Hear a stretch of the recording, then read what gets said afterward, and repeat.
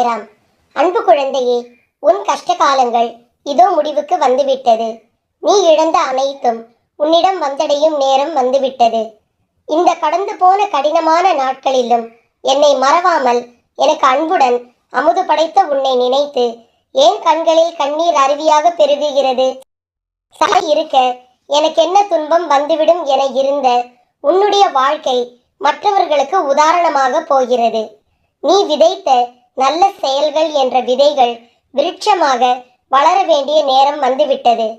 அது கனி கொடுக்கும் காலம் மிக அருகில். அதை என்னுடன் சேர்ந்து ருசிக்க நீ தயாராக இரு.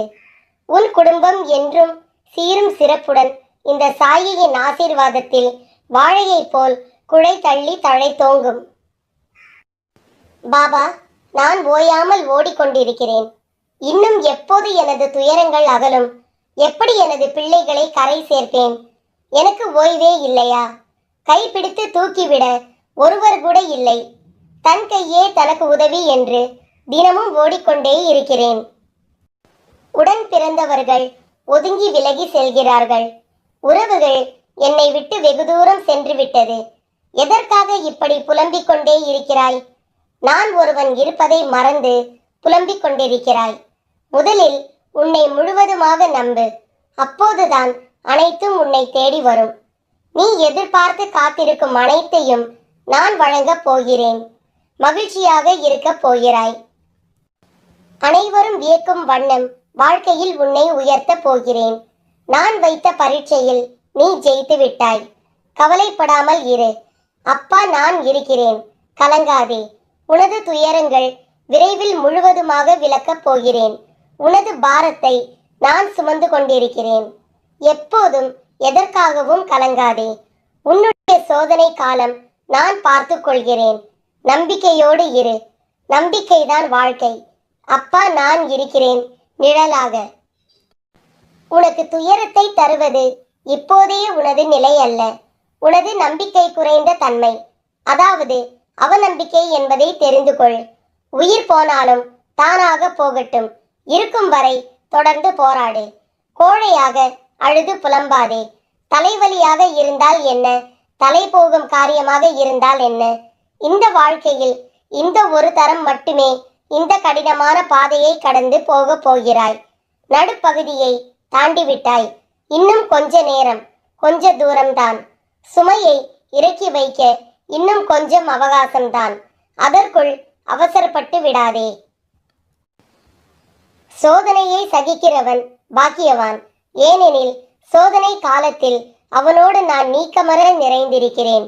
பிரச்சனைகளை எதிர்கொண்டு போராட தயாராகிறவன் பாக்கியவான்.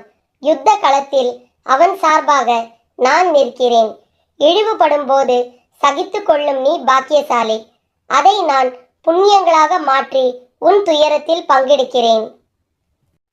பாபா எங்கே இருக்கிறார், பாபா எப்படி இருப்பார் என்று நீங்கள் அடிக்கடி எண்ணி பார்க்கிறீர்கள். உண்மையில் நான் உங்களிடமிருந்து தூரமாகவோ எங்கேயோ இல்லை. உங்களுக்கு உள்ளேயே உங்களுடனேயே இருக்கிறேன். இருப்பினும் என்னை நீங்கள் அடையாளம் தெரிந்து கொள்வதில்லை. தாயின் கர்ப்பத்தில் குழந்தை இருக்கிறது. அக்குழந்தை கர்ப்பத்தில் நுழைந்ததிலிருந்து பாசத்தை வளர்த்து கொள்கிறாள். ஆத்மீய பாவம் கொண்டு விளங்குகிறாள்.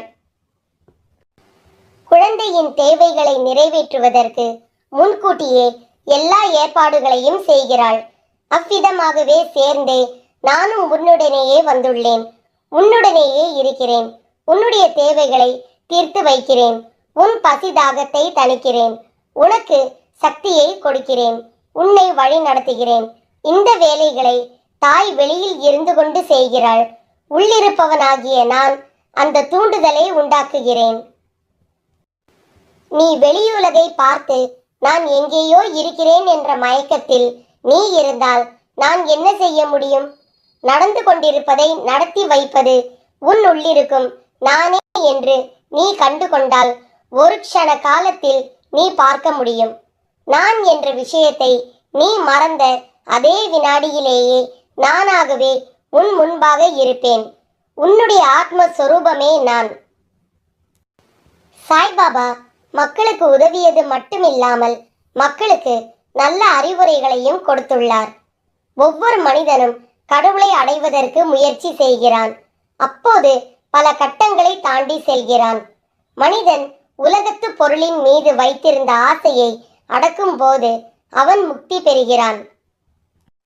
மனிதன் பந்த பாசத்தை தவிர்க்கும் போது விரக்தி அடைகிறான். மனிதன் ஆத்மாவை அறிந்து கொள்ளும் போது அவன் தன்னை புரிந்து கொள்கிறான். மனிதன் உணர்வுகளை துறக்கும் போது அவன் விசர்ஜனம் பெறுகிறான். மனிதன் உண்மையை நேசிக்கும் போது அவன் தர்மத்தை கடைபிடிக்கிறான்.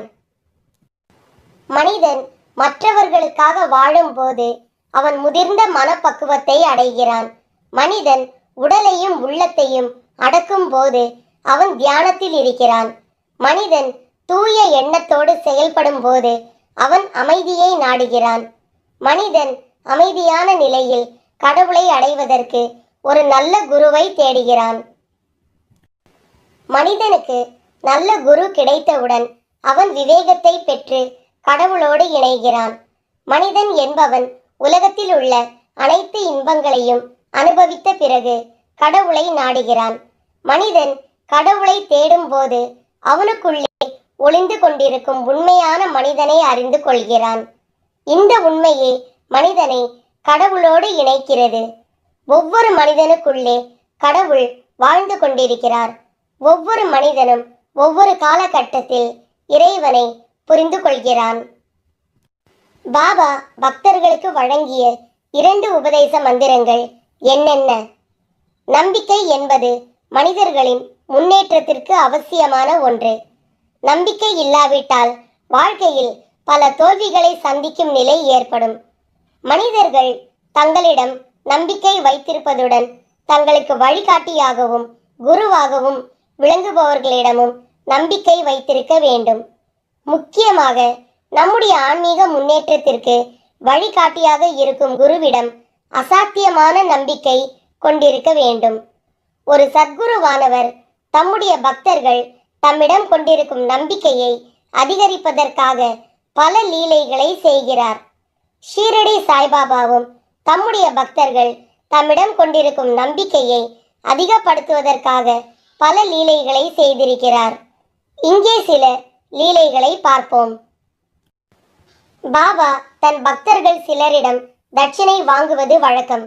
அவருக்கு தாங்கள் அளிக்கும் தட்சிணையால் தங்கள் பாவங்கள் குறைகின்றன என்பது அவர்களின் நம்பிக்கை. பிரதான் என்பவர் அவரது பக்தர்களில் ஒருவர். இவர் ஒருமுறை பாபாவை தரிசிக்க ஷீரடிக்கு சென்றார்.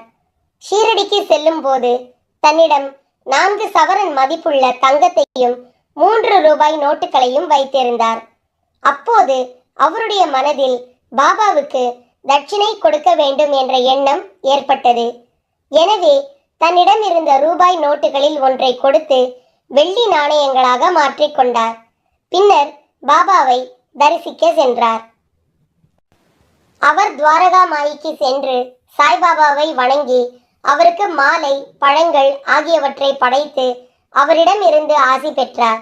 பின்னர் அவருக்கு தட்சிணை கொடுக்க நினைத்தவர் தன் பையில் இருந்து முதலில் 4 சவரன் மதிப்புள்ள தங்கத்தை எடுத்து பாபாவின் பாதத்தில் வைத்தார். சாய்பாபா அதை கையில் எடுத்து பார்த்துவிட்டு அது தமக்கு வேண்டாம் என்று கூறி திருப்பி அளித்து விட்டார்.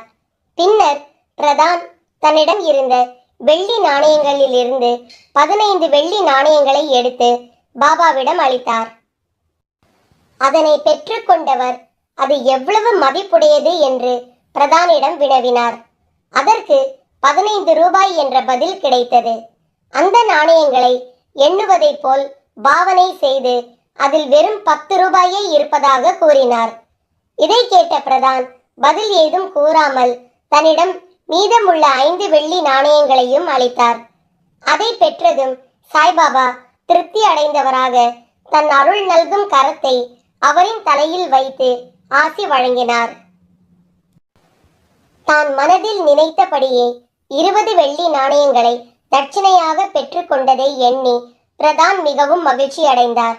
சாய்பாபாவின் இந்த லீலையானது பிரதான் கொண்டிருந்த நம்பிக்கையை அதிகப்படுத்தியது. நாமும் சாய்பாபா மீது அதிகப்படியான நம்பிக்கையை வைப்போம். ஜெய் சாய்ராம். you